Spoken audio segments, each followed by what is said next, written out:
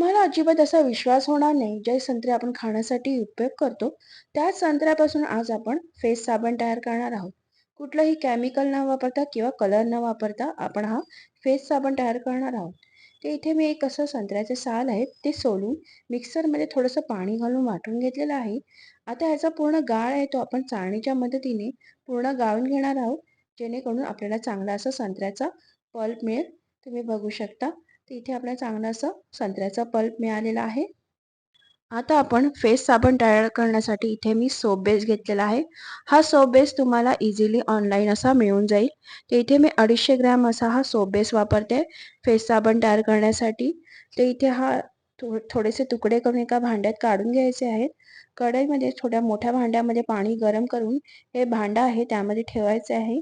जेणेकरून हे भांडं जसं गरम होईल त्या त्या प त्याप्रमाणे हे सोप बेस विरघळायला लागते. आता कुठलाही गुठळा न ठेवता हे सोप बेस आहे ते पूर्ण विरघळून घ्यायचं आणि जो आपण पल्प काढला आहे संत्र्याच्या सालांचा तो यामध्ये मिक्स करायचा आहे. तर यामध्ये चांगले असे 7-8 मिनिटं आपण यामध्ये शिजवून घेणार आहोत. हे संत्र्याचा पल्प आहे तो या पद्धतीने हे मी गरम केलेला आहे. आता हेच मिश्रण आपण गरम-गरम असं हे सिलिकॉन मोल्डमध्ये ओतायचं आहे साबण तयार करण्यासाठी.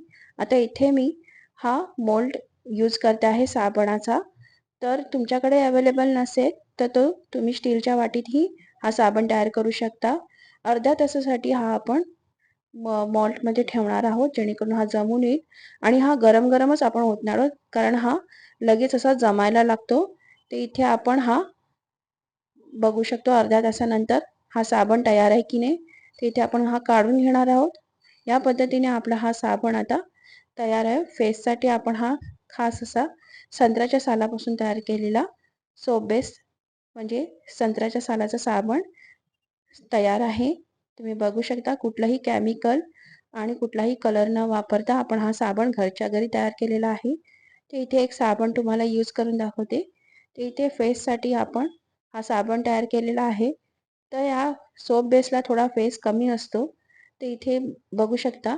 तर इथे थोडासा फेस कमीच निघतो. पण आपण बऱ्यापैकी हा फेस असा म्हणजे आपला चेहरा धुवू शकतो. या पद्धतीने तरी हा फेस निघतो. तर तुम्ही घरच्या घरी हा साबण करू शकता. तर या पद्धतीने हे बघा एवढा फेस या साबणाला असतो. तर इथे याच पद्धतीने मी कडुलिंबाच्या पानाचा उपयोग करून हा घरच्या घरी कडुलिंबाचा साबणही तयार केलेला आहे.